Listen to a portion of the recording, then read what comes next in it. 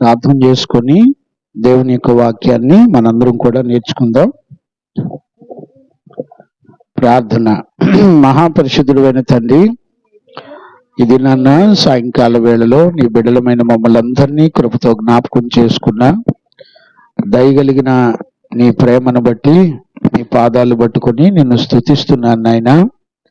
ఈ సాయంకాల వేళలో నీ బిడ్డలమైన మమ్మల్ని అందరినీ మీరు దర్శించి నీ వాక్కును ఆత్మను పంపి మమ్మల్ని అందరినీ మీరు నడిపించినందుకు స్తోత్రాలు.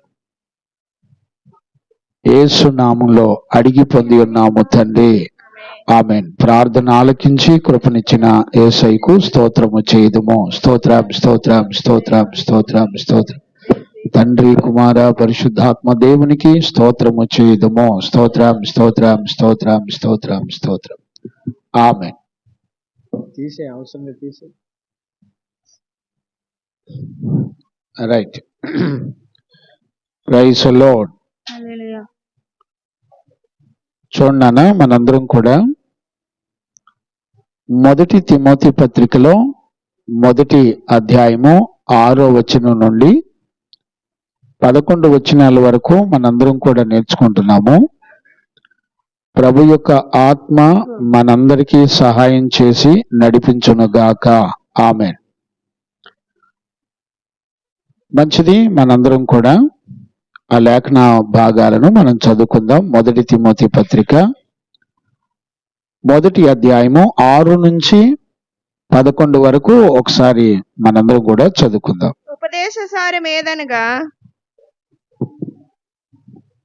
ఉపదేశ సారమేదనగా పవిత్ర హృదయం నుండి, పవిత్రమైన హృదయము నుండి, మంచి మనస్సాక్షి నుండి, నిష్కపటమైన విశ్వాసము నుండి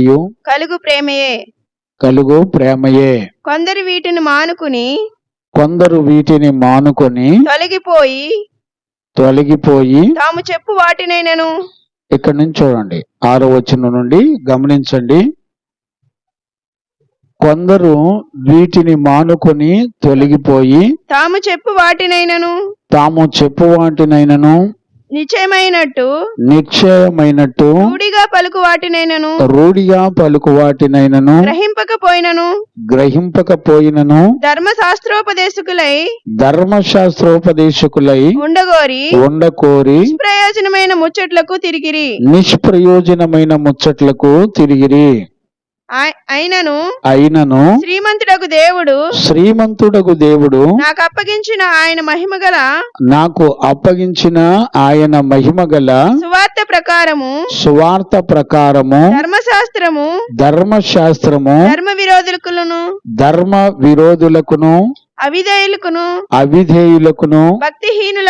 భక్తిహీనులకును పాపిష్టులకును అపవిత్రులకును మత దూషకులకును పితృహంతకులకును మాతృహంతకులకును నరహంతకులతోను వ్యభిచారులకును పురుష సంయోగులకును మనుష్య చోరులకును అబద్ధికులకును అప్రమాణికులకును హితబోధకు విరోధి అయిన వాడు మరి ఎవడైనను ఉండిన ఎడల అట్టి వానికి నియమించబడెను గాని నీతిమంతునికి నియమించబడలేదని ఎవడైనను ఎరిగి ధర్మానుకూలముగా దానిని ఉపయోగించిన ఎడల ధర్మశాస్త్రం మేలైనదని మనము ఎరుగుదము. చాలు. చూడండి అన్న, మనకి 6వ వచనం నుండి 11వ వచనం వరకు చాలా లోతైనటువంటి విషయాలు ఇవన్నీ కూడా. మనం గత 2 సెక్షన్లలో ధర్మశాస్త్రం అంటే ఏంటో మనం తెలుసుకున్నాం. ఈ రోజు నుంచి ఒక్కొక్క వచనంలో ఉన్నటువంటి విషయాన్ని మనం నేర్చుకుంటున్నాం. ఇందులో 6 నుంచి 11 వరకు ఉన్నటువంటి విషయాల్లో ఏమున్నాయంటే 6, 7 వచనాల్లో సంఘములో ఉన్నటువంటి సమస్యల గురించి మాట్లాడడం జరిగింది. 8 నుంచి 11 వచనాల వరకు ఆ సమస్యలకు పరిష్కారం ఏంటి అనేటువంటి విషయాల గురించి పౌలు మాట్లాడడం జరిగింది. ఇక్కడ 6 నుంచి 11 వరకు 2 విషయాలు ఇందులో ఉన్నాయి. ఒకటి సంఘములో ఉన్న సమస్య, రెండవది 6, 7 వచనాల్లో సంఘములో ఉన్న సమస్యను గురించి చెప్పబడింది. 8 నుంచి 11 వరకు ఆ సమస్యలకు పరిష్కారం ఏంటి అనే విషయాన్ని అపోస్తలుడైన పౌలు పరిశుద్ధాత్మ ద్వారా చెప్పడాన్ని మనం చూడొచ్చు. ఇప్పుడు సమస్య ఏంటి? ఇక్కడ 6వ వచనంలో నుంచి మనం చూస్తే ఏమనుంది అంటే, కొందరు వీటిని మానుకొని అని రాయబడింది. అంటే అందరూ కాదు కానీ కొంతమంది వీటిని మానుకున్నారంట. ఎవరు వాళ్ళు అంటే, అక్కడ మనకి స్పష్టంగా వాళ్ళను గుర్తుపట్టే విధానం చెప్తున్నాడు. తాము చెప్పువాటినైనను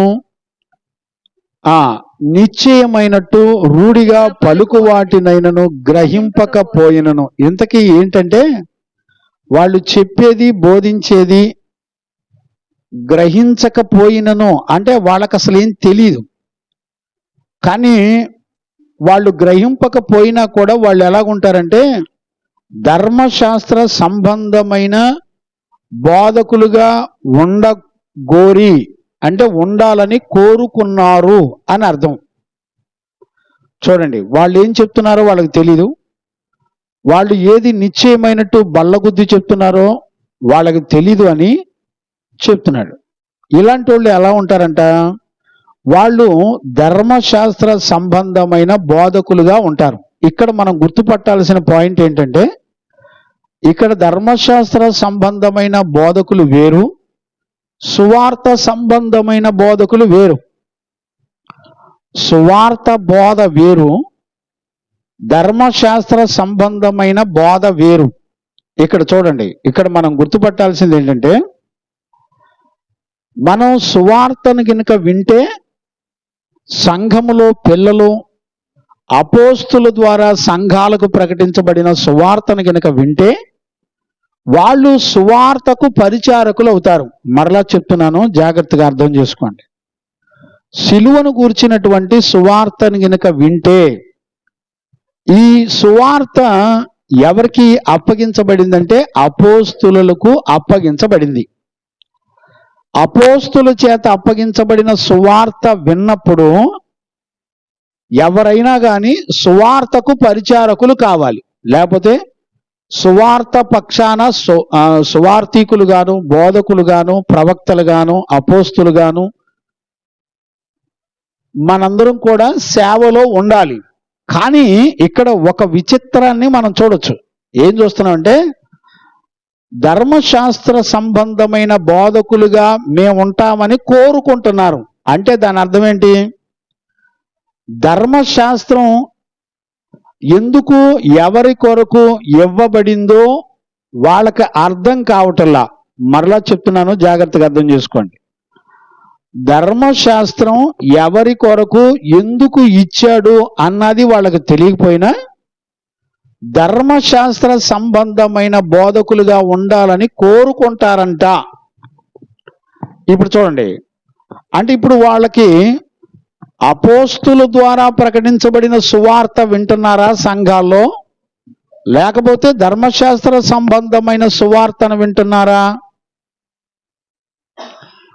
ఇప్పుడు మనకు అర్థం కావాలి. ఇప్పుడు సువార్త సంఘములో ప్రకటించబడినప్పుడు సువార్తకు పరిచారకులు అయ్యేవాళ్ళు ఉన్నారు.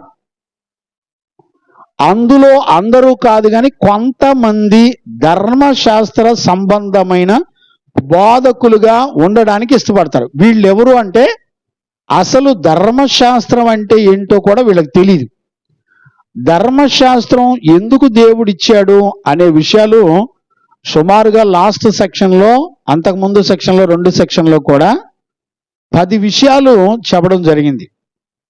మీరు వెనక్కి వెళ్ళి యూట్యూబ్లో కూడా ఉంటాయి. ఫెయితోమ్ గొల్లపూడి అని కొట్టండి, అందులో ఉంటాయి, మీరు వినొచ్చు. దీనికి ముందల ఇందులోనే 2 సెక్షన్లు మనం ఆల్రెడీ ధ్యానం చేసుకుంటూ వచ్చాం. అందులో చెప్పబడింది, మీరు వింటే వెనక్కి వెళ్ళి మీకు క్లారిటీగా అర్థమవుద్ది. అది విన్న తర్వాత ఈ 3వ సెక్షన్ కూడా వినండి, అప్పుడు మీకు చక్కగా అర్థమవుతుంది. ఇప్పుడు మనందరం కూడా గ్రహించవలసింది ఏంటంటే, ఈ రోజున మనకి ఏం బోధించబడుతుంది, అందులో నుంచి ఒకటి ధర్మశాస్త్ర సంబంధమైన బోధ,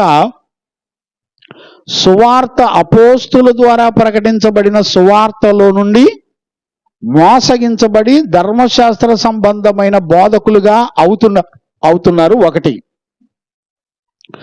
రెండవది, ధర్మశాస్త్ర సంబంధమైన బోధలు విని ధర్మశాస్త్ర సంబంధమైన బోధకులుగా మారేవాళ్ళు ఒకళ్ళు. మొత్తం 2 రకాల గుంపులు ఉన్నాయి. ఇక్కడ ధర్మశాస్త్ర బోధకుల దగ్గర వాక్యాన్ని విని ధర్మశాస్త్ర సంబంధమైన బోధకులు అయ్యేవాళ్ళు ఒకళ్ళు. రెండవ గుంపు ఎవరంటే, సువార్తను విన్నప్పటికీ కూడా, అపోస్తుల ద్వారా సువార్త విన్నప్పటికీ కూడా వాళ్ళు నెమ్మదిగా ధర్మశాస్త్ర సంబంధమైన బోధకులుగా కన్వర్ట్ అయ్యి మారిపోయి ధర్మశాస్త్ర సంబంధమైన బోధకులుగా ఉండాలని కోరుకుంటున్నారంట. ఇది మనం గమనించాల్సింది. ఇప్పుడు మనకున్న సమస్య అన్నీ కూడా ఏంటి అంటే, ధర్మశాస్త్ర సంబంధమైన బోధకులు ఎలాగుంటారు, అపోస్తుల ద్వారా సువార్త ప్రకటించబడిన బోధకులు ఎలాగుంటారు. ఇప్పుడు చూడండి, ఎవరైనా ఒక వ్యక్తి పిలుపు ప్రత్యక్షతలు లేకుండా, అంటే అపోస్తుల సువార్తను విన్న తర్వాత, లేకపోతే ధర్మశాస్త్ర సంబంధమైన బోధకుల దగ్గర సువార్త విన్నప్పుడు, ఒక గుంపేమో మోసపోవటం వలన ధర్మశాస్త్ర సంబంధమైన బోధకులు అవుతారు, మరొక గుంపేమో ధర్మశాస్త్ర సంబంధమైన బోధకుల దగ్గర ఎదిగి వాళ్ళు కూడా ధర్మశాస్త్ర సంబంధమైన బోధకులు అవుతారు. ఈ 2 గుంపులు తయారవుతున్నాయి. ఇప్పుడు ఇక్కడ మనందరం గ్రహించాల్సింది ఏంటంటే, పౌలు ఈ 2 గుంపులను విడదీసి 6, 7 వచనాల్లో ఉన్నటువంటి సమస్యని 8 నుంచి 11 వచనాల్లో దాని యొక్క పరిష్కారాన్ని గురించి చెప్పడాన్ని మనం చూడొచ్చు. దేవునికి మహిమ కలుగును గాక. Praise the lord. ఇప్పుడు మనకేం అనిపిస్తుంది అంటే, అప్పట్లో ఎఫెసీ సంఘములో ఉన్నటువంటి సంగతుల గురించి పౌలు తిమోతికి పత్రిక రాస్తూ చెప్తున్నాడు. అప్పట్లో ఉన్నారు కదండి, ఇప్పుడు అప్పుడున్న పరిస్థితులు ఉంటాయా అని అంటే ఖచ్చితంగా ఉంటాయనే చెప్పాలి. ఎందుకొరకు అనంటే, ఆ రోజున యేసుక్రీస్తు అపోస్తుల ద్వారా ప్రకటించబడిన సువార్త కాకుండా వేరొక సువార్త సంఘాల్లో, అంటే ఎఫెసీ సంఘంలో ఇదే పరిస్థితులు ఎదుర్కోవడాన్ని మనందరం కూడా చూడొచ్చు. దేవునికి మహిమ కలుగును గాక. Praise the lord. అందుకనే మనకు అర్థం కావలసినటువంటి ప్రాముఖ్యమైనటువంటి విషయాలు ఏంటంటే, ఆ రోజున ఉన్నాయి, ఈ రోజు కూడా ఉన్నాయి అనేటువంటి సంగతిని మనందరం కూడా గుర్తుపట్టాలి. దేవునికి మహిమ కలుగును గాక. Praise the lord. బాక్స్ పెట్టినాను. ఇప్పుడు చూడండి, ఇప్పుడు ఈ ధర్మశాస్త్ర సంబంధమైన బోధకుల విషయంలో మనం గుర్తుపట్టాల్సింది ఏంటంటే, వాళ్ళు మొట్టమొదట 5వ వచనంలో ఉన్నటువంటి 3 కార్యాలను విడిచిపెట్టేస్తారు. ఏంటిది? పవిత్ర హృదయము నుండి, మంచి మనస్సాక్షి నుండి, నిష్కపటమైన విశ్వాసము నుండి వారు తొలగిపోతారట. ఇప్పుడు తొలగిపోయిన వాళ్ళను మనం ఎలా గుర్తుపట్టగలుగుతాం? ఇప్పుడు చాలా జాగ్రత్తగా మనం అర్థం చేసుకోవాలి. దేవునికి మహిమ కలుగును గాక. వాళ్ళలో ఏముండదంటే పవిత్రత ఉండదు, అంటే పరిశుద్ధతకు విరోధంగా బ్రతుకుతారు, అంటే శరీర కార్యాలు ఉంటాయి.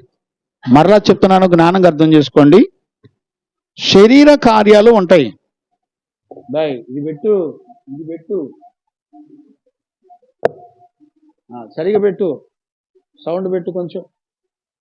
Praise lord, praise lord, praise lord, praise lord. వైర్లు కదిలిచ్చు. Praise lord, praise lord. దిక్కుమాలి సస్తనం. రైట్.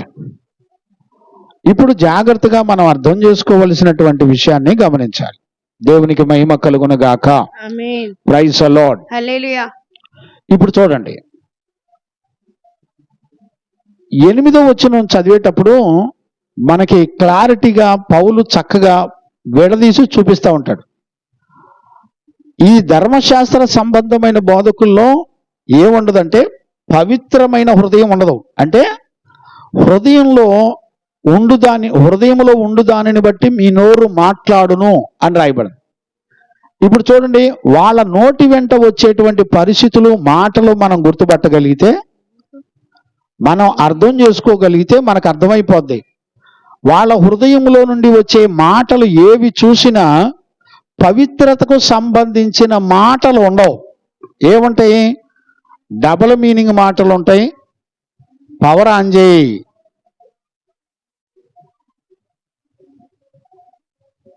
ఆ వైరు సరిగ్గా పెట్టినా లూజ్గా ఉందేమో చూడు. పవర్ సరిగ్గా పెట్టి కింద మెయిన్ వైరు చంపుతున్నారు. చూడండి, మొట్టమొదట వాళ్ళలో ఏముండదంటే పవిత్ర హృదయం ఉండదు. అంటే అర్థం ఏంటి?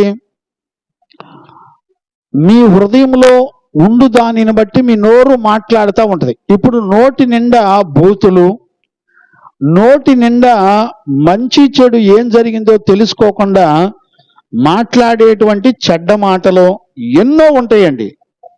అవి ఇవి కాదండి, ఇవన్నీ కూడా వాళ్ళ జీవితాల్లో కనబడుతూనే ఉంటాయి.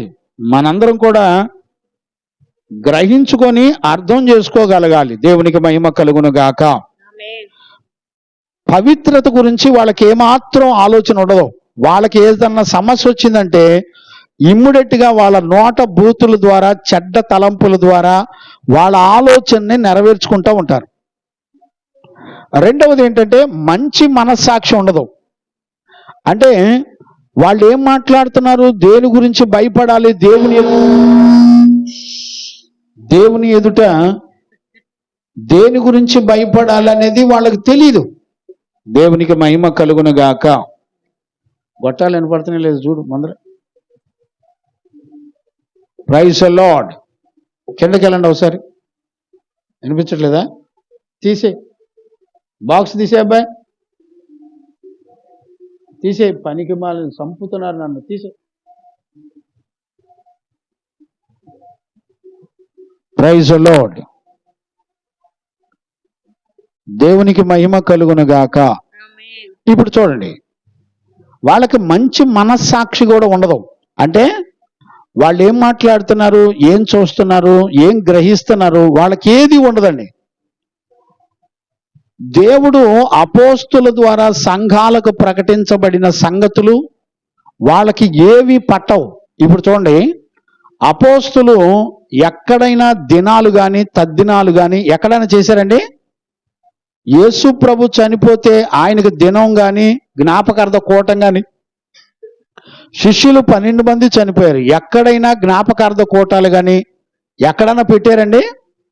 ఇప్పుడు ఈ ఆర్సెమ్మోళ్ళు చూడండి, ఎవడో ఫాదర్ కనుక ఎక్కడో ఎవరో ఒకళ్ళ సిస్టరో ఫాదర్లో ఎవరైనా చనిపోయారు అనుకోండి, చనిపోయినోడు జ్ఞాపకం చేసుకొని సమాధుల దగ్గరికి వెళ్ళి సమాధుల దగ్గర పూజా కార్యక్రమాలు చేస్తారు. వీళ్ళు సంఘాలను సర్వనాశనం చేసే పెద్ద వెలుగుదూత పట్టిన బ్యాచ్ ఇదంతా. దేవుని వాక్యములో అపోస్తుల ద్వారా సంఘాలకు ప్రకటించబడిన సత్యాలు ఎక్కడ ఒక్కటి కూడా బోధించరు. వాళ్ళకు అనుకూలమైన మనస్సాక్షి కూడా లేకుండా, వాళ్ళకు అనుకూలమైన, ఇప్పుడు చూడండి 40 దినాలు లెంట్ డేస్ అని 40 దినాలు మాలలు వేసుకొని తిరిగే బ్యాచ్ని తయారు చేసింది పనికి మాలిన ఆర్స్యం. వీళ్ళకి బుద్ధి, జ్ఞానం, సిగ్గు, శరం, సీము, నెత్తురు ఏముండదండి. అపోస్తుల ద్వారా సువార్త ప్రకటించబడిన సువార్తకు బోధకులుగా కోరరీళ్ళు. వీళ్ళకి మనస్సాక్షి ఉండదు. వీళ్ళు ఏం చేస్తారు? మనుషులను తృప్తిపరచడానికి మనుషుల చేత కల్పించబడిన పద్ధతులను బోధిస్తూ తిరుగుతూ ఉంటారు వీళ్ళంతా. ఈ మందని, ఈ బ్యాచ్ని, మంద అంటే బూతు మాట కాదండి, మంద అంటే ఒక గుంపు అని అర్థం. మంద అంటే బూతు మాట అనుకునేరు, మంద అంటే ఒక గుంపు అని అర్థం నా దృష్టిలో. మరి మీ దృష్టిలో ఏమనుకుంటారు? ఎవరిష్టం వాళ్ళది. ఈ పిచ్చి మందంతా దుర్బోధల చేత సంఘాలని, ప్రజల్ని మోసం చేస్తూ తిరుగుతుంటే ప్రజలండి గొర్రెలు గనక మోసపోయి కషాయోడిని నమ్మినట్టుగా నమ్మి ప్రయాణం చేస్తూ ఉంటారు. వీళ్ళకి ఎలాంటి భయభక్తులు ఉండవండి. ఇప్పుడు ఇలాంటి వాటి నుండి వేరై ఉండకోరుకుంటారు. చూడండి, ఇప్పుడు జెండాని ప్రతిష్ఠించే కార్యక్రమాలని వీళ్ళెవరో హోసన్నా మినిస్ట్రీస్ వాళ్ళు ప్రారంభించారు. ఇప్పుడు చూడండి, అన్యజనులు జెండాలను ఇంటి ఇళ్ల పైన పెట్టుకొని నడిపించబడతా ఉంటారు. అదే పద్ధతి ఇప్పుడు ఈ హోసన్నా మందిరం వాళ్ళు కూడా అలవాటు చేసేస్తున్నారు. ఇప్పుడు మళ్ళీ కొత్తగా లేమల్లిలో స్టార్ట్ చేసినప్పుడు, లేమల్లిలో జెండాని ప్రతిష్ఠించడానికి ప్రతిష్ఠ కార్యక్రమం పెట్టారు. వీళ్ళంతా ధర్మశాస్త్ర సంబంధమైన బోధకులు ఉండాలని కోరుకుంటారట. చూడండి, వీళ్ళంతా అపోస్తుల ద్వారా ప్రకటించబడిన సువార్తలో ఎక్కడైనా జెండాను ప్రతిష్ఠించడం ఉందండి? జెండాలను ప్రతిష్ఠించడం ఉందండి? పాటల మోజులో పడి జనాలు విర్రవీగుతూను ఏందో ఆ బాధలు ఏందో ఆ కర్మలు ఏందో నాకు అర్థం కాదు. నువ్వు పాటలు పాడితే దేవుని రాజ్యానికి వెళ్ళావు, గుర్తుకు పెట్టుకోండి. అదేమనంటే విన్సెంట్ పాలయ్య గారు అందరిని విమర్శిస్తారు. నాకేం సరదానా?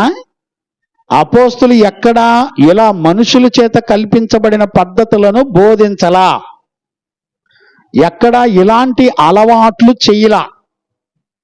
గుర్తుపట్టారా? అందుకనే అపోస్తుల ద్వారా సువార్త ప్రకటించబడిన పద్ధతులు వేరు, ధర్మశాస్త్ర సంబంధమైన బోధకులై ఉండకోరి సేవ చేయటం వేరు.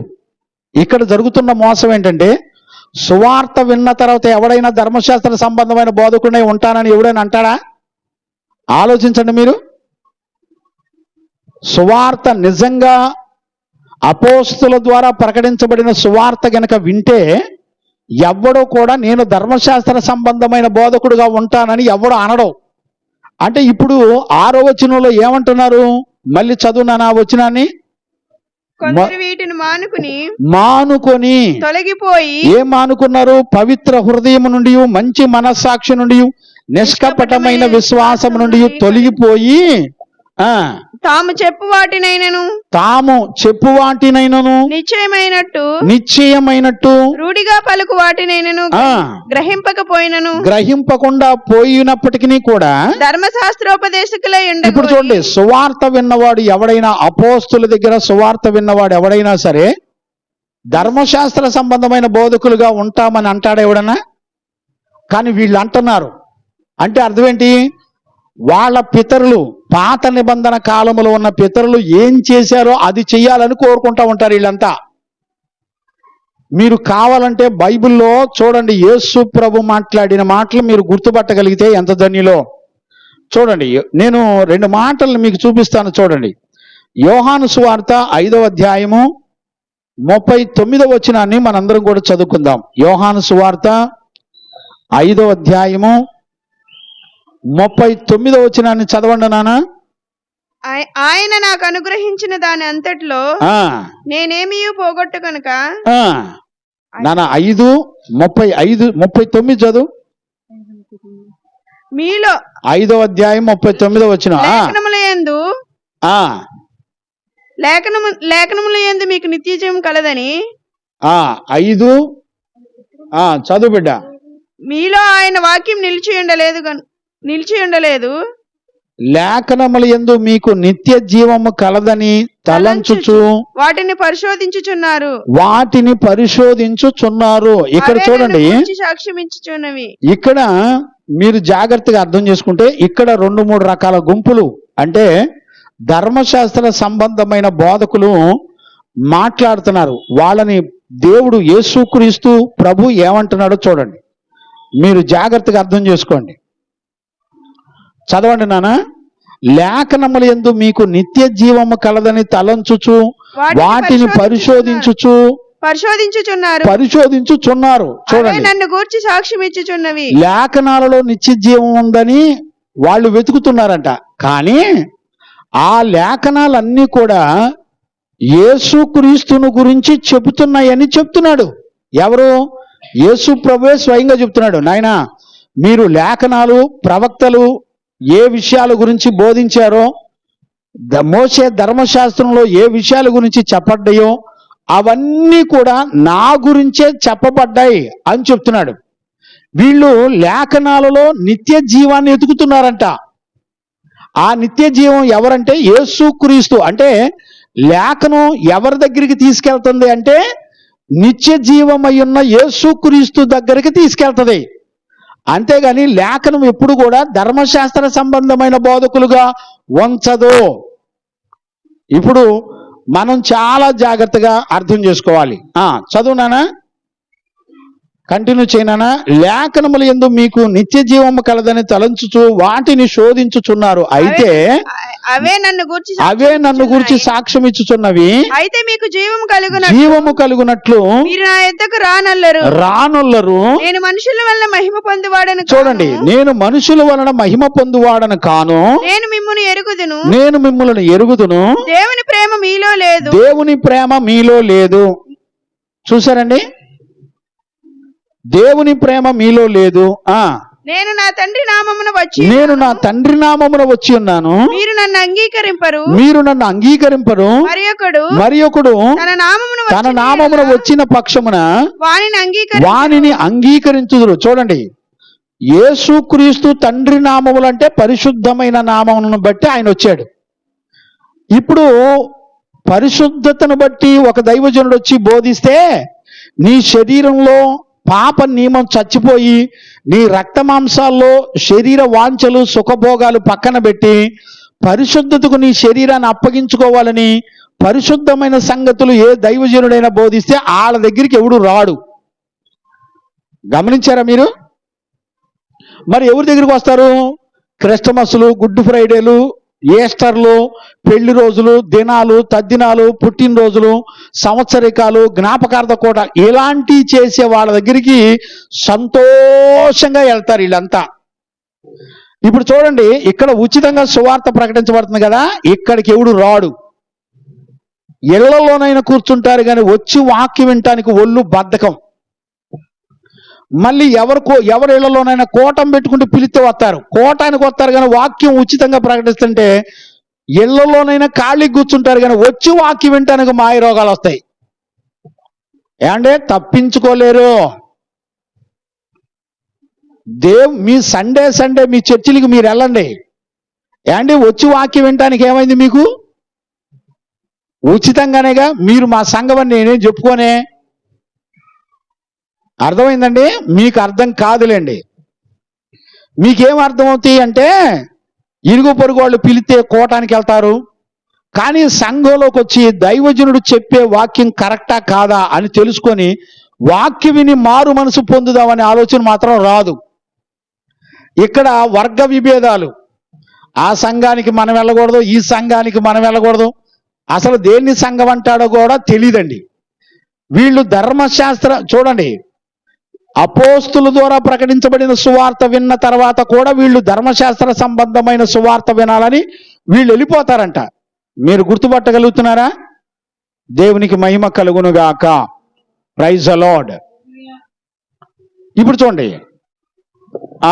కంటిన్యూ చేయనా. ఇక్కడ 45వ వచనం చదువు నాన్న.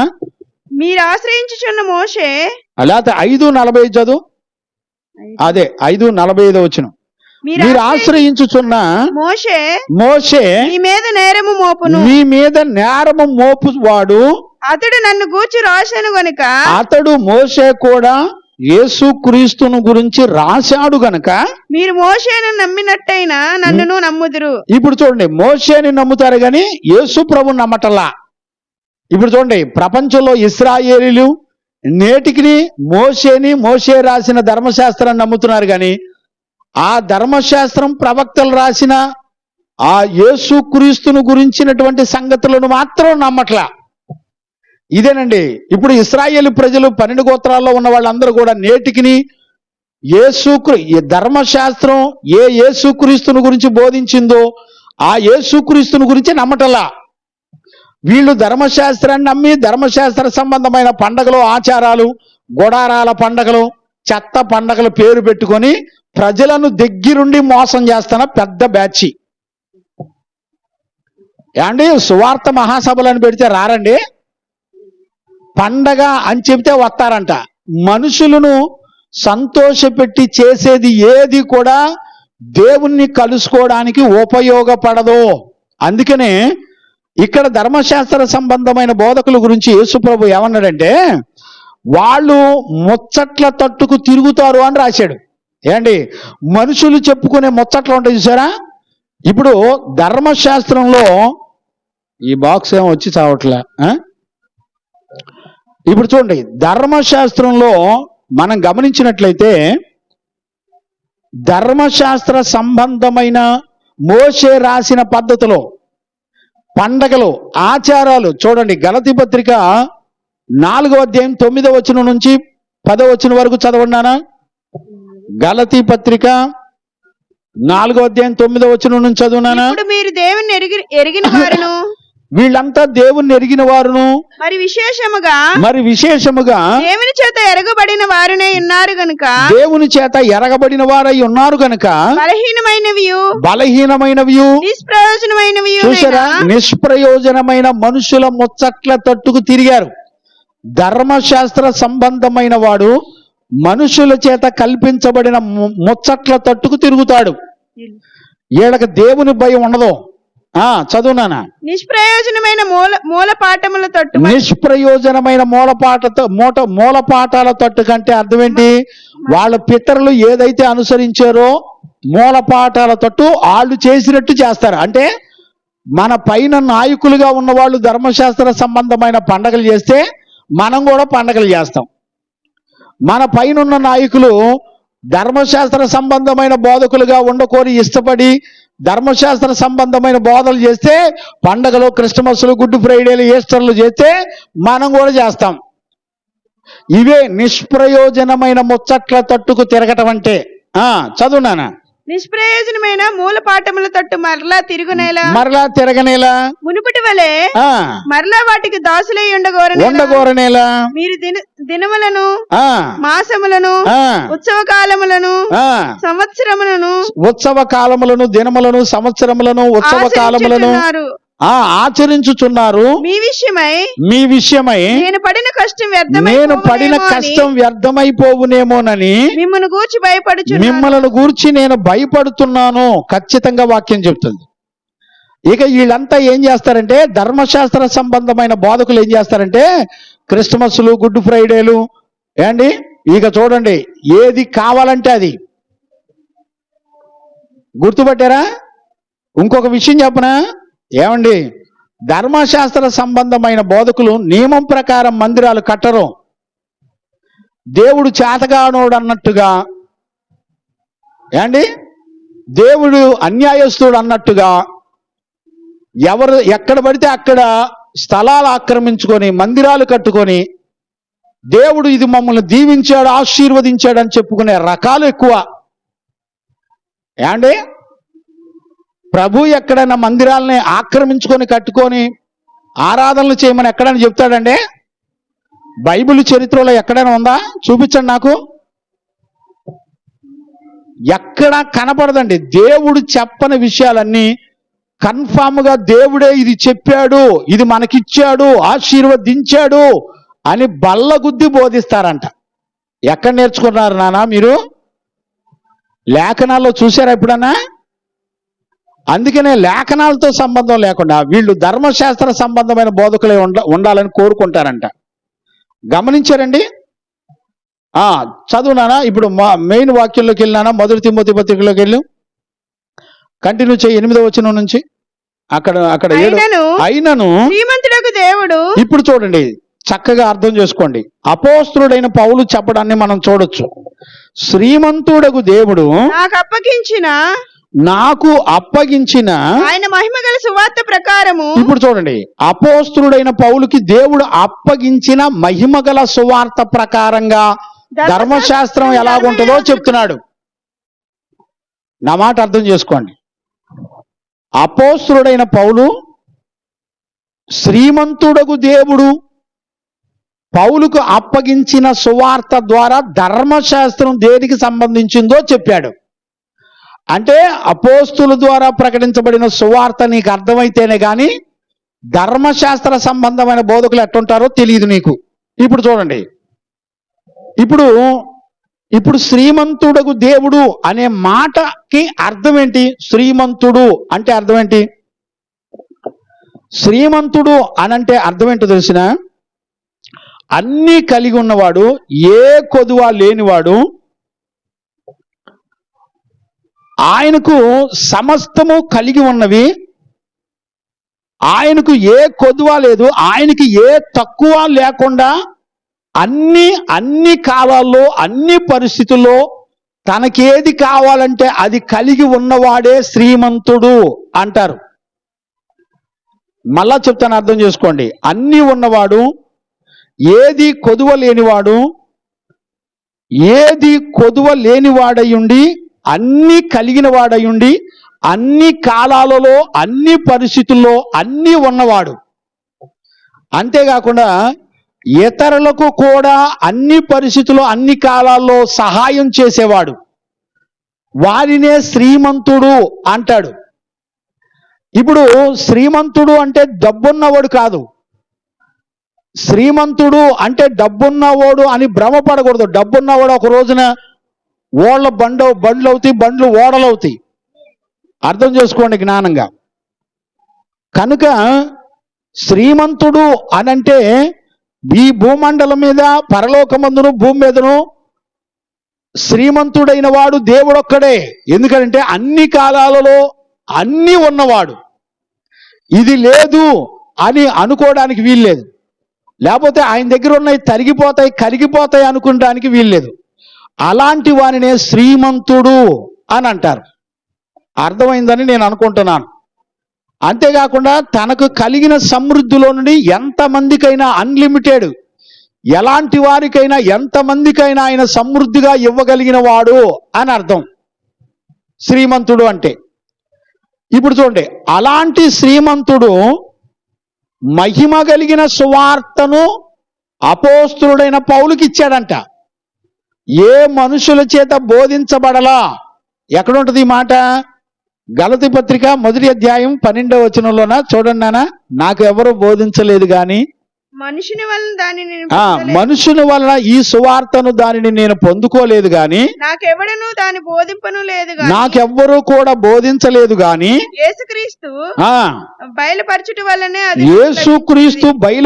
వలననే అది నాకు లభించింది. చూడండి, యేసుక్రీస్తు ద్వారా బోధించబడిన సువార్తలో నుంచి ధర్మశాస్త్ర సంబంధమైన దానిని మనం చూడాలి. ఇప్పుడు అపోస్తులు ప్రకటించిన సువార్తే నీకు అర్థం కాల. పండగలు, క్రిస్టమస్లు, పుట్టినరోజులు, పెళ్లి రోజులు, దినాలు, తద్దినాలు, సంవత్సరికాలు ఇవన్నీ చేసుకుంటూ రికార్డ్ డాన్సులు, స్టార్లు, లైట్లు ఇవన్నీ పెట్టుకుంటూ నీ ఇష్టం వచ్చినట్టు పండగలు చేసుకుంటూ బతుకుతున్నావు. ఏంటి? మనుషులు కల్పించిన పద్ధతులన్నిటిని బోధించబడుతూ సంఘాలు, మేము సంఘం అని, మాకు వాక్యం అంతా తెలుసు అని విర్రవీగుతున్నారు. ఏం చెప్పమంటారు చెప్పండి? ఇప్పుడు పౌలు ఏమంటాడంటే, శ్రీమంతుడగు దేవుడు నాకు ఒక మహిమగల సువార్తను నాకు అప్పగించాడు. అందులో నుంచి చూడాలా ధర్మశాస్త్ర సంబంధమైన బోధకులు ఎట్టుంటారో. నీకు ఈ సువార్త అర్థమైతే నీకు అర్థమైంది. అపోస్తులు సంఘాలకు బోధించిన పద్ధతుల్లో ఎక్కడా కూడా మనుషుల చేత కల్పించిన పద్ధతులను కానీ, ఇశ్రాయేలులు 12 గోత్రాలు వాళ్ళు చేసిన పద్ధతులు కానీ, ఆ గుడారాల పండగలు కానీ ఎక్కడా కూడా కొత్త నిబంధనలో అపోస్తులు చెయ్యలా. గమనించారా? ఎగిరెగిరి పాటలు పాడుతున్నారు. పాటలు పాడితే పరలోకం వెళ్ళరు, గుర్తుపెట్టుకోండి. కన్యక పాడాలని లేఖనాలు చెప్తున్నాయి. చూసేవాడు ఎవరు లేడు. పరిశుద్ధ జీవ గ్రంథాన్ని పరీక్షించేవాళ్ళు ఎవరు లేరు. పరిశుద్ధులు పాడిన పాటలు పాడే మనస్సాక్షి కూడా ఉండదు. ఇప్పుడు చూడండి, మహిమ కలిగిన సువార్త అంటే అర్థం ఏంటి? మహిమ అంటే ఆయన గుణాలను గురించి చెప్పేదే మహిమ. చూడండి, సర్వోన్నతుడని, నిష్కలంకుడని, లేకపోతే కృప కలిగిన వాడని, లేకపోతే ప్రేమ కలిగిన వాడని, నమ్మదగిన వాడని, దీర్ఘశాంతము గలవాడని, సార్వభౌమాధికారము గలవాడని, పరిశుద్ధుడని, శ్రీమంతుడని, ఉగ్రతను కొమ్మరించువాడని, నీతిమంతుడని, మారని వాడు అని, సర్వశక్తిమంతుడు అని, నిత్యుడగు తండ్రి అని, మారని వాడు అని, సర్వవ్యాప్తి కలిగిన వాడు అని, రకరకాల ఆయన దీర్ఘశాంతము గలవాడని, రకరకాల గుణాలను గురించి చెప్పేదే మహిమ అంటారు. ఇప్పుడు సువార్త అంటే ఏంటి? క్రీస్తు జనన మరణ పునరుద్ధానమును గురించి చెప్పేదే సువార్త. ఇప్పుడు చూడండి, ఈ సువార్తను ఎవరిచ్చారో తెలిసిన? శ్రీమంతుడగు దేవుడు ఇచ్చాడంట. మహిమ కలిగిన సువార్త. ఆ సువార్తలో ఆయన గుణాతిశయములు, ఆయన శక్తి కలిగిన గుణాలు అన్నీ కూడా ఉంటాయి. ఇప్పుడు ఆ సువార్తలో ఎక్కడా కూడా పండగలు కానీ, ఆచారాలు కానీ, మనుషుల చేత కల్పించిన పద్ధతులు కానీ ఎక్కడా కూడా ఉండవు. ఇవి ఉన్నవి అంటే ధర్మశాస్త్ర సంబంధమైన బోధకులు వాళ్ళు. ఎవరు నమ్ముతారు చెప్పండి? ధర్మశాస్త్ర విషయంలో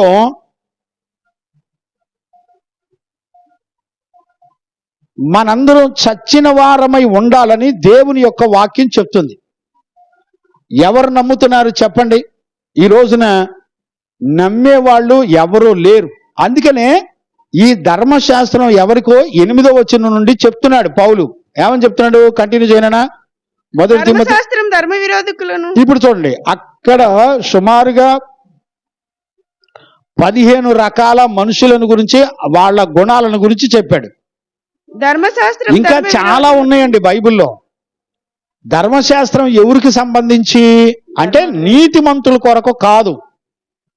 ఇంతకీ నీతిమంతులు ఎలాగుంటారు? నీతిమంతులు ఎవరిని బట్టి నీతిమంతులని మనం అనుకోవాలి? ఈ రోజున మనకు అర్థం కావాలి. దేవునికి మహిమ కలుగునగాక.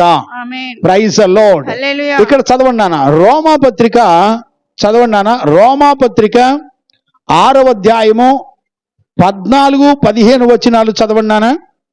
మీరు కృపకే గాని, మీరు అంటే సంఘము కృపకే గాని ధర్మశాస్త్రమునకు లోనైన వారు కారు గనుక, ధర్మశాస్త్రానికి లోనైన వారు కారు గనక పాపము మీ మీద ప్రభుత్వము చేయదు.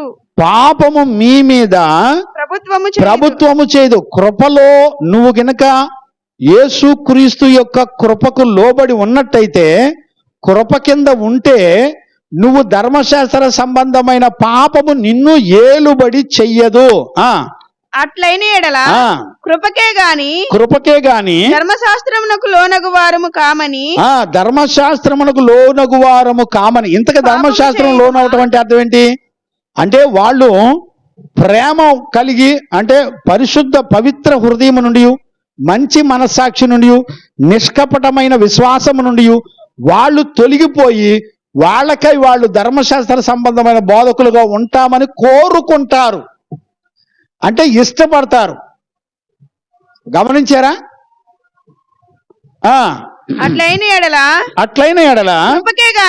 కృపకే గాని ధర్మశాస్త్రమునకు లోనగు వారము కామని పాపము చేయుదుమా అదెన్నటికీ కూడదు. దేవునికి మహిమ కలుగును గాక. Praise the lord. ఇప్పుడు చూడండి, మనం గనుక రోమాపత్రికలోనే 3:20-21 కూడా చదువుకోవచ్చు. ధర్మశాస్త్ర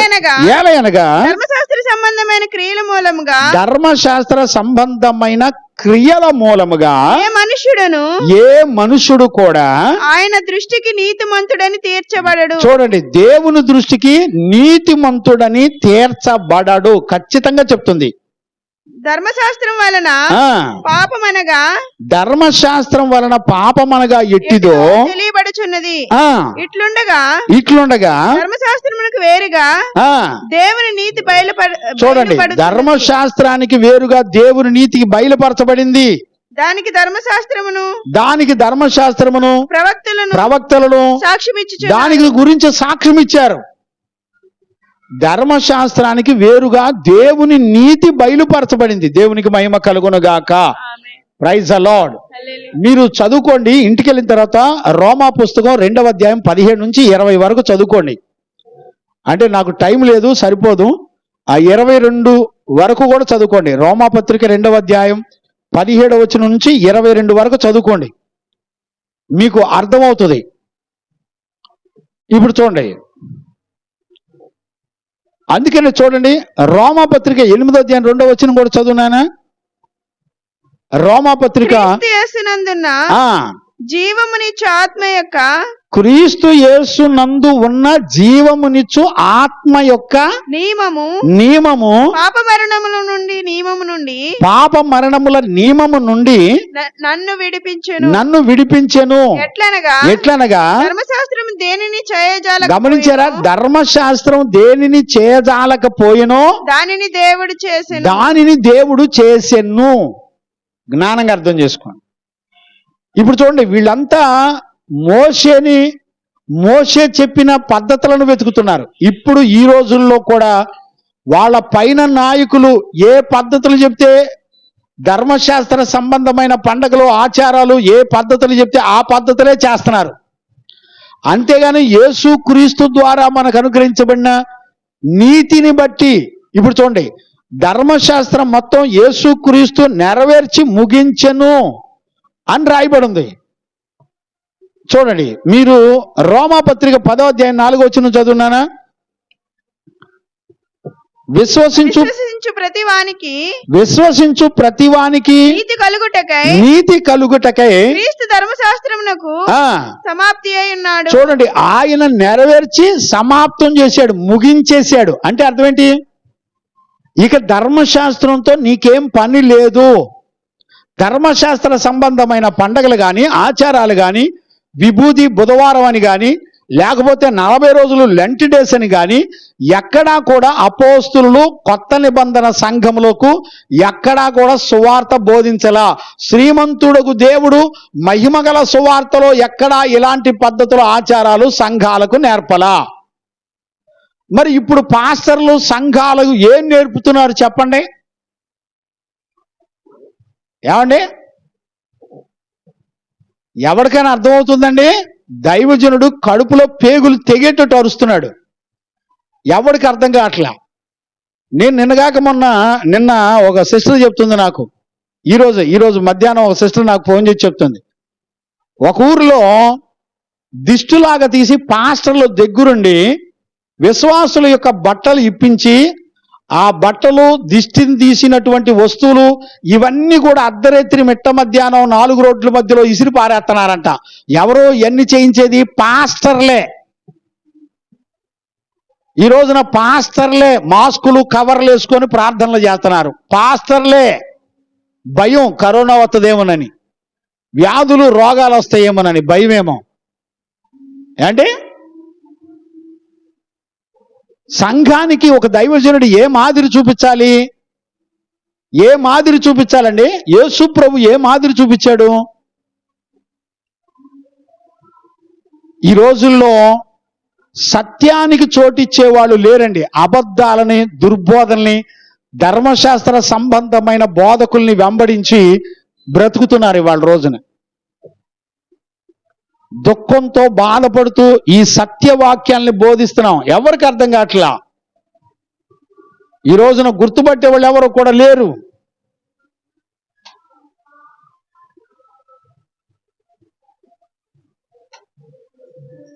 గమనించే వాళ్ళు కూడా ఎవరు లేరు. దేవునికి మహిమ కలుగునుగాక. Praise the lord. హల్లెలూయా. చూడండి, గలతీ పత్రికలో పౌలు రాస్తాడు చూడండి, 2వ అధ్యాయం 19వ వచనం చదవండానా. గలతీ పత్రికలో దేవుని విషయమై జీవించు నిమిత్తము, చూడండి, దేవుని కొరకు బ్రతికేటువంటి జీవితాన్ని ధర్మశాస్త్రం వలన ధర్మశాస్త్రం విషయమై చచ్చిన వాడనైతిని. చూడండి, ధర్మశాస్త్ర విషయంలో చచ్చిపోతే దేవుని విషయంలో ఒక మనిషి బ్రతుకుతాడంట.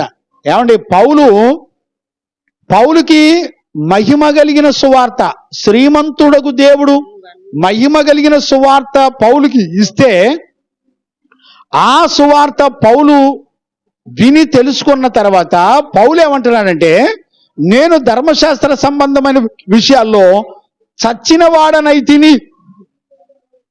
గుర్తుపట్టారా?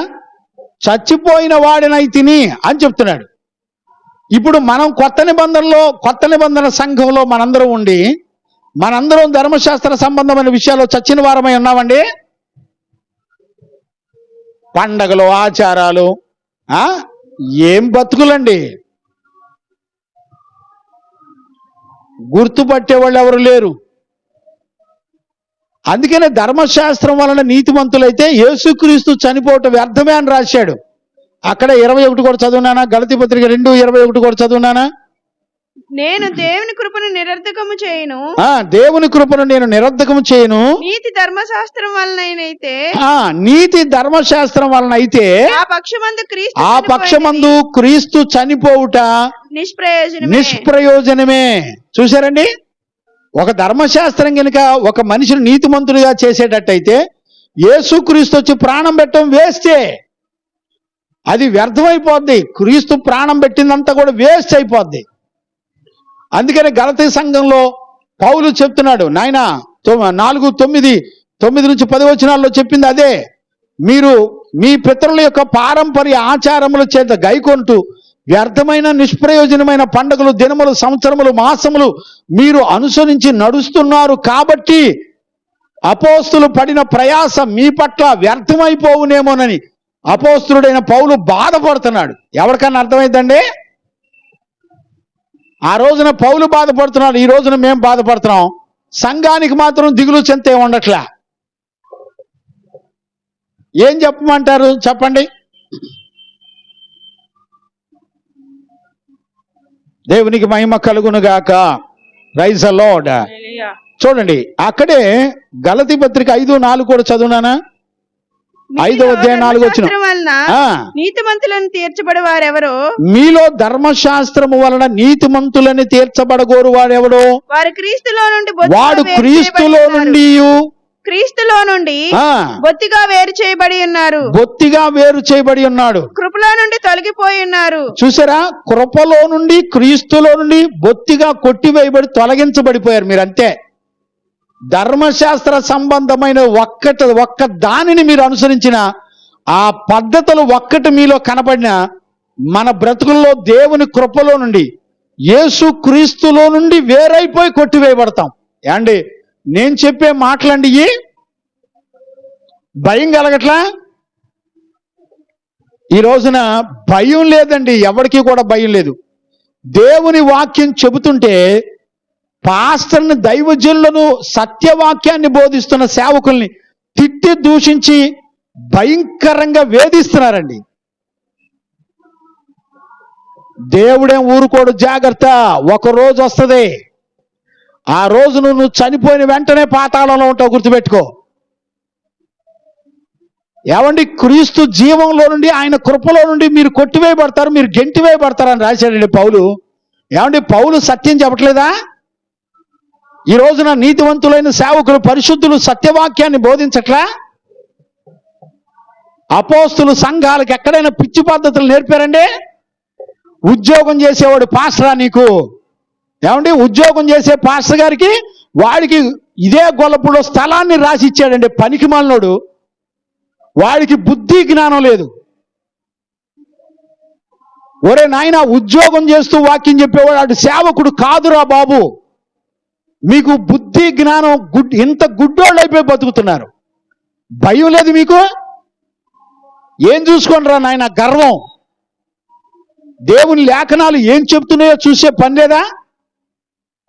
ఉద్యోగం చేసేవాడిని వెంబడించి పరలోకి వెళ్ళిపోదామని చూసే గుడ్డి వాళ్ళారా? మీకు బుద్ధి ఎవడు చెప్తాడు మీకు? మహా అయితే నన్ను కొట్టి చంపుతారు, అంతకంటే ఏమైనా చేస్తారా? ఒళ్ళు దగ్గర పెట్టుకొని పరిశుద్ధ లేఖనాన్ని జాగ్రత్తగా గమనించండి.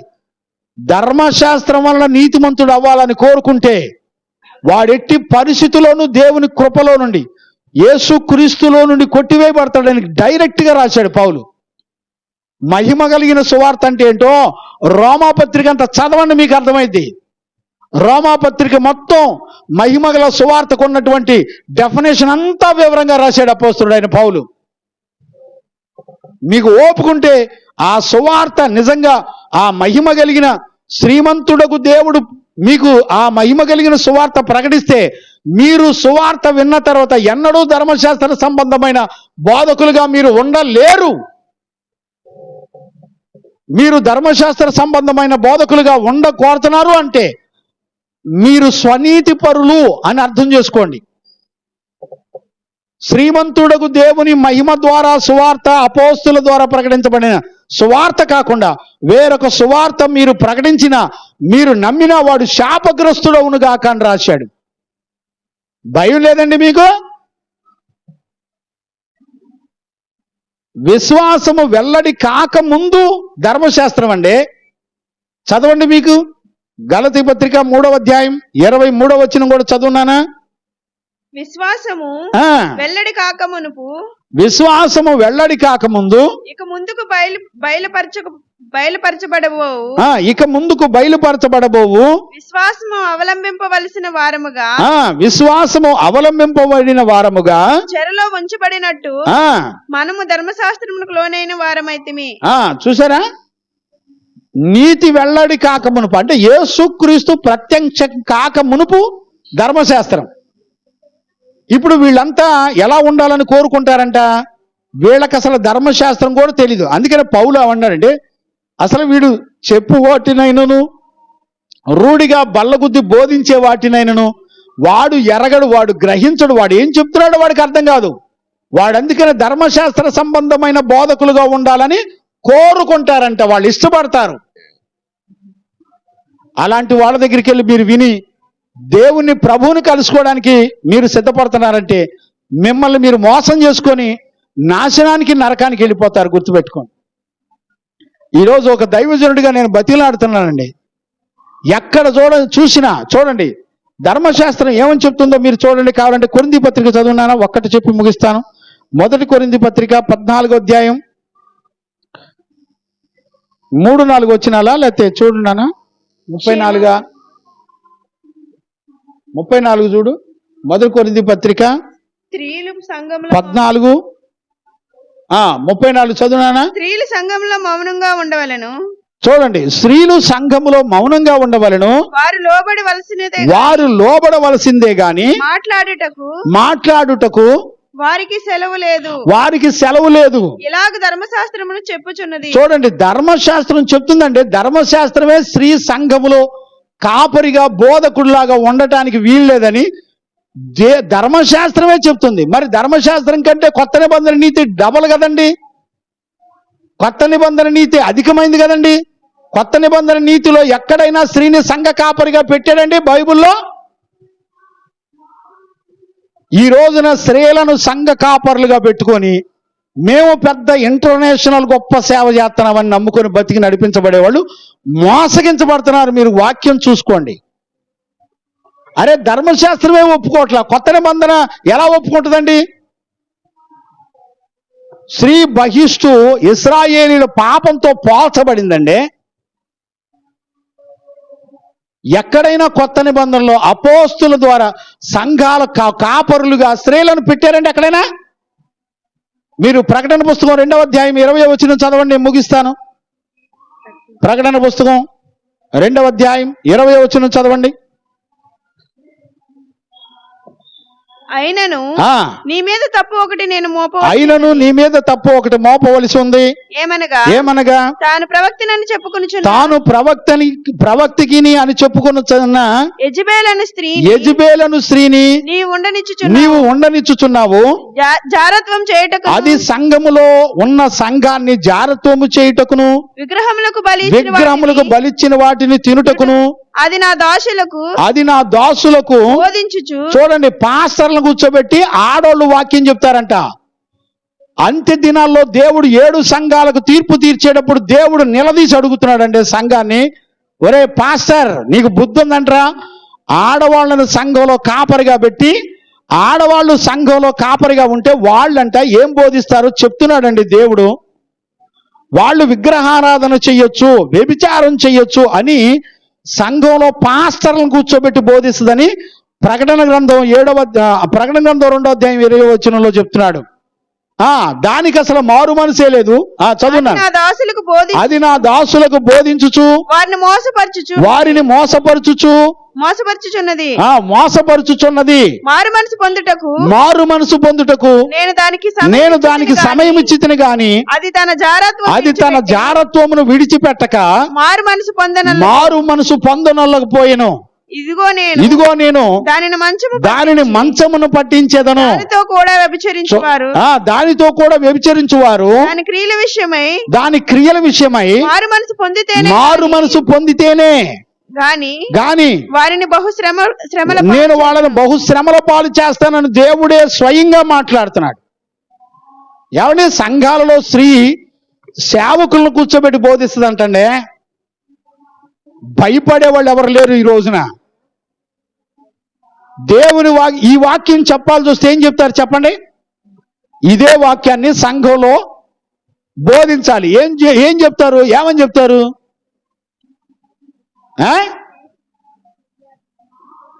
అసలు స్త్రీని సంఘములో మౌనంగా ఉండమని ధర్మశాస్త్రమే చెప్తుంది. ధర్మశాస్త్రం నీతి కంటే కొత్త నిబంధన మీ నీతి అధికం కాకపోతే దేవుని రాజ్యం లేదని యేసు ప్రభు తన నోటితో చెప్పినా కూడా నమ్మేవాళ్ళు ఎవరు లేరు. మోసం చేస్తున్నా కూడా మోసాన్ని గొర్రె కషాయోని నమ్మినట్టు మోసపోర్చే దుర్బోధలను నమ్మి బతుకుతున్నారు. ఎవరిని బెదిరిస్తారండి? మనుషుల్ని నన్ను బెదిరించగలరు, దేవుని వాక్యాన్ని ఎవడు బెదిరించలేరు. దేవుని వాక్యాన్ని ఉన్నట్టుగా సత్యాన్ని బోధించే వాళ్ళు ఎవరిని ఏం చేయలేరు. మోసగించబడుతున్నారని వాక్యం చెప్తుంది. దానికి అసలు మారు మనసే లేదు. నేను మంచం పట్టిస్తానని వాక్యం చెప్తుంది. ఈ వాక్యం చెప్పాల్సి వస్తే ఏం చెప్తావంట ఈ వాక్యం చెప్పాలంటే? అందుకనే ఈరోజు రాత్రి ఒక దైవజనుడిగా నేను మీ అందరి కాళ్ళు పట్టుకొని బ్రతిమలాడుతున్నాను. జాగ్రత్తగా ఉండండి. ధర్మశాస్త్ర సంబంధమైన బోధకులుగా ఉండమాకండి. ప్రభు చెప్తున్నాడు. ఇప్పటికి 3 సెక్షన్లు దేవుడు మాట్లాడుతూ వచ్చాడు. మీరు విని గ్రహించుకొని జాగ్రత్త పడకపోతే ప్రభు రాకడకు సిద్ధపడలే. ఎవరి దగ్గరికి వెళ్ళి వాక్యాన్ని విని నేర్చుకుంటున్నారో మీరు ఒళ్ళు దగ్గర పట్టుకొని వాక్యాన్ని పరీక్షించుకొని చూసుకోండి. ఎలాంటి బోధకుల దగ్గరికి వెళ్ళి ఎదుగుతున్నారో ఒకరోజు రాబోతుంది. వాక్యంలో ఉన్న సంగతి ఒక పొల్లు సున్నా కూడా పోదండి. ఈరోజు రాత్రి ఈ విషయాలు గ్రహించి ప్రభు రాకడ కొరకు సిద్ధపడడానికి పరిశుద్ధాత్మ దేవుడు మనందరికీ సహాయం చేసి నడిపించును గాక. ఆమేన్. మోకరించండి, ప్రార్థన చేసుకుందాం. స్తోత్రం స్తోత్రం స్తోత్రం స్తోత్రం స్తోత్రం స్తోత్రం స్తోత్రం స్తోత్రం స్తోత్రం స్తోత్రం. మహాపరిశుద్ధుడైన తండ్రి, 1 తిమోతి పత్రిక ద్వారా ప్రభా మీరు మమ్మల్ని ఎంతో దర్శించి మాతో తేటగా మీరు మాట్లాడుతూ మహిమగల నీ రాజ్యము కొరకై మమ్మల్ని అందరినీ ధర్మశాస్త్ర సంబంధమైన బోధకులు ఎలా ఉంటారు, మరి మహిమ కలిగిన సువార్త అపోస్తుల ద్వారా ప్రకటించబడిన సువార్త బోధకులు ఎలాగుంటారో మీరు మాతో తేటగా మాట్లాడినందుకు కృతజ్ఞతాస్తుతులు చెల్లిస్తూ ఈ విషయాలన్నీ బిడ్డలు సంఘము గ్రహించుకొని జాగ్రత్త పడడానికి కృప దయచేయమని, చిన్నదే కదా ఏం కాదులే అనుకొని రాజీ పడే పరిస్థితులు లేవు నాయన. నువ్వెక్కడా నాయన రాజీ పడలేదు కనుక ఈరోజు రాత్రి నీ సత్యవాక్యాన్ని విని దేవునికి భయపడే జీవితం నీ ప్రజలకు అనుగ్రహించి నడిపించినందుకు కృతజ్ఞతాస్తుతులు చెల్లిస్తూ యేసు నామమున అడిగి పొంది ఉన్నాము తండ్రి, ఆమేన్. ప్రార్థన ఆలకించి అడిగినవన్నీ పొందుకునే భాగ్యం ఇచ్చి నడిపించిన యేసయ్యకు స్తోత్రము చేయదమో. స్తోత్రం స్తోత్రం స్తోత్రం స్తోత్రం స్తోత్రం. తండ్రి కుమార పరిశుద్ధాత్మ దేవునికి స్తోత్రము చేయదమో.